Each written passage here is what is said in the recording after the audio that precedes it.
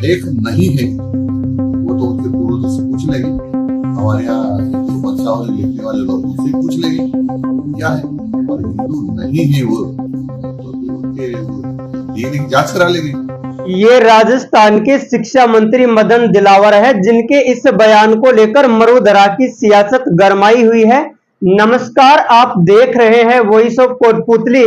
मैं आपके साथ कुमार अंकेश। मदन दिलावर के इस बयान ने क्या आदिवासी हिंदू है, इस नई चर्चा को देश में जन्म दे दिया है।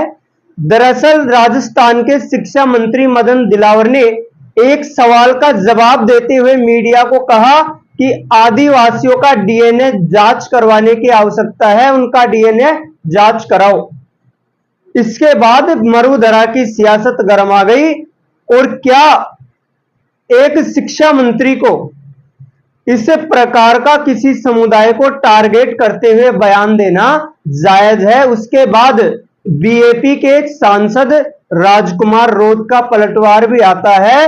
वह भी कहते हैं कि आप डीएनए जांच करवा लो। आदिवासी समाज के लोग डीएनए का सैंपल भरवाकर शिक्षा मंत्री मदन दिलावर और मुख्यमंत्री भजनलाल शर्मा के घर भेजेंगे। ठीक 2015 से पहले बिहार के डीएनए को लेकर भी भाजपा के द्वारा बयान दिया गया था, जिस पर करीब 50,000 से ज्यादा बिहार के लोगों ने अपने डीएनए के सैंपल प्रधानमंत्री आवास में भेजे थे। और उसका खामियाजा बिहार में भाजपा को हार कर भुगतना पड़ा था।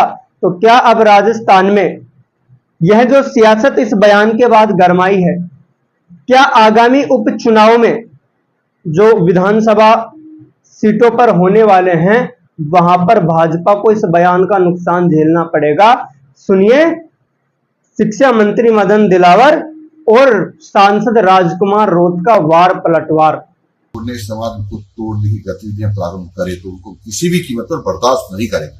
वो तो कहते हिंदू ही नहीं है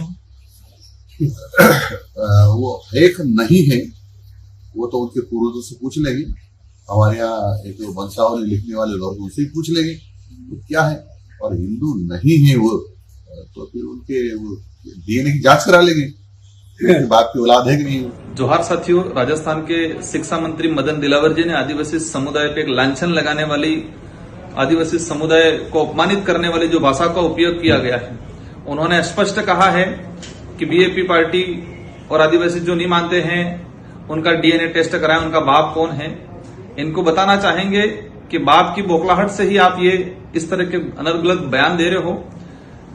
हमारी पार्टी का नाम ही बाप है। और रही बात डीएनए की, आपने जो कहा है तो ये पूरे देश के आदिवासियों के लिए आपने एक चैलेंज किया है, पूरे देश के आदिवासियों को, और अवश्य भाजपा को ये भारी पड़ेगा। हम लोग सब अब हमारे ब्लड का सैंपल भेजेंगे मदन दिलावर जी को, राजस्थान के मुख्यमंत्री जी के वहां। और मैं पूरे देश के आदिवासियों से आह्वान कर रहा हूं कि या तो मदन दिलावर जी माफी मांगे, इस्तीफा दे इस पद से, और नहीं तो उनकी खुद की पार्टी उनको पार्टी से निष्कासित करे, क्योंकि मदन दिलावर जी ने पूरे आदिवासी समुदाय पर लांछन लगाने वाली बात की गई है। अगर वो नहीं करते हैं तो हम देश लेवल पे अभियान चलाएंगे और हमारा ब्लड सैंपल, बाल है, नाखून है, ये प्रत्येक घर से हर सैंपल बना के जाएगा उन तक, और उनकी जिम्मेदारी बनती है। उन्होंने कहा डीएनए टेस्ट तो अवश्य कराए वो डीएनए टेस्ट। हम सैंपल भेज रहे हैं, पूरे राजस्थान के अंदर अभियान चलाया जाएगा कि आपने जिस तरह से बयान दिया आदिवासी समाज के खिलाफ, हम पूरे राजस्थान में अभियान चलाएंगे, साथ ही पूरे देश में, कि सैंपलिंग हर प्रत्येक आदिवासी के घर से सैंपल जाएगा मदन दिलावर जी और राजस्थान के मुख्यमंत्री के घर तक, और वो सैंपलिंग करवाए, वो ब्लड टेस्ट करवाए और उनका खुद का भी करवाए। इस बात को यहां विराम नहीं दिया जाएगा। साथ ही मेरे आदिवासी समुदाय के अन्य साथियों से, अन्य समुदाय के साथियों से भी कहना चाहूंगा कि इस मैटर पर हमें अमर्यादित भाषा नहीं करना है, अमर्यादित भाषा का उपयोग नहीं करना है, लेकिन जरूर हमें प्रत्येक घर से एक सैंपल, भले आपका नाखून हो, बाल हो, आपका ब्लड हो, वो अपना नाम पता लिख के मदन दिलावर जी तक पहुंचाना है, राजस्थान के मुख्यमंत्री तक पहुंचाना है कि वो इस सैंपल का डीएनए टेस्ट कराए, क्योंकि उन्होंने कराया कि हम डीएनए टेस्ट कराएंगे, तो हम हमारा सैंपल भेज रहे हैं, आप डीएनए टेस्ट कराओ। क्या राजस्थान के शिक्षा मंत्री मदन दिलावर का यह बयान उचित है कि वह एक धर्मनिरपेक्ष राष्ट्र में किसी एक विशेष समुदाय को धार्मिक पहचान के लिए डीएनए तक करवाने की वो बात करे।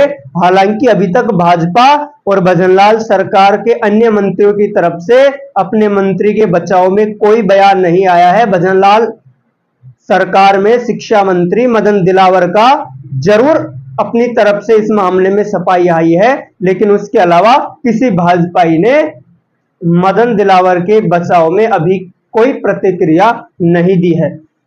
एक तरफ सावित्री ठाकुर है जो केंद्र सरकार में बाल महिला मंत्रालय में राज्य मंत्री है, जिनको बेटी बचाओ बेटी पढ़ाओ का स्लोगन नहीं लिखना आ रहा, वह मीडिया की सुर्खियों में बनी हुई थी। और एक भाजपा से ही विलोम करने वाले राजस्थान के शिक्षा मंत्री मदन दिलावर है, जो अपने विवादित बयानों के कारण सुर्खियों में बने रहते हैं। तो क्या मीडिया की सुर्खियों में बने रहने के लिए आदिवासी समाज पर यह आपत्तिजनक टिप्पणी, यह विवादित बयान शिक्षा मंत्री मदन दिलावर ने किया? आखिरकार इस पूरे घटनाक्रम पर आपकी क्या है राय? कमेंट बॉक्स में अवश्य रखें।